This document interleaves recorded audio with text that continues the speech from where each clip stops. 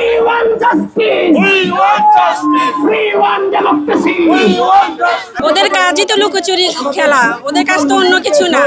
যত ধরনের নৈরাজ্য, সন্ত্রাসবাজ, দুর্নীতি, চাঁদাবাজি যা আছে ছাত্রলীগের কাজই তো হচ্ছে এগুলো অবশ্যই বন্ধ করতে হবে। আমরা সেই বন্ধ করার দাবিতে এবং সকল ধরনের অন্যায় অত্যাচার নিপীড়নের প্রতিবাদে আজকে আমাদের কর্মসূচি। আমরা কর্মসূচি সফল করেই আমরা রাজপথ ছাড়বো ইনশাআল্লাহ। আমাদের বারবারই একটি বার্তা, আমাদের ছাত্রলীগ বলেন, আওয়ামী লীগ বলেন, নিষিদ্ধ সংগঠনে যারা আছে প্রত্যেকে, আমাদের এই ছাত্রদল বলেন, বিএনপি বলেন, আমাদের টোটালি ওই জায়গাটাতে নিষিদ্ধ। হ্যাঁ, আমাদের কিন্তু বারবার এটি বার্তা দেওয়া হয়েছে, তবুও আমি কোথাও দেখি নাই যে এদেরকে আপনার অনুপ্রবেশকারীরা এখানে আসছে। আমরা দেখিনি, আমাদের কমিটি খুব স্বল্প হয়েছে। আমাদের বারবার একটি মেসেজ দেওয়া আছে যে আমরা কোনো অনুপ্রবেশকারী যারা আছে তাদেরকে আমাদের নেওয়া হবে না। এটা কিন্তু বিএনপির পক্ষ থেকে বার্তা দেওয়া আছে, আপনি হয়তো দেখেছেন। আসলে ছাত্রলীগ মানেই তো একটা সন্ত্রাসী সংগঠন।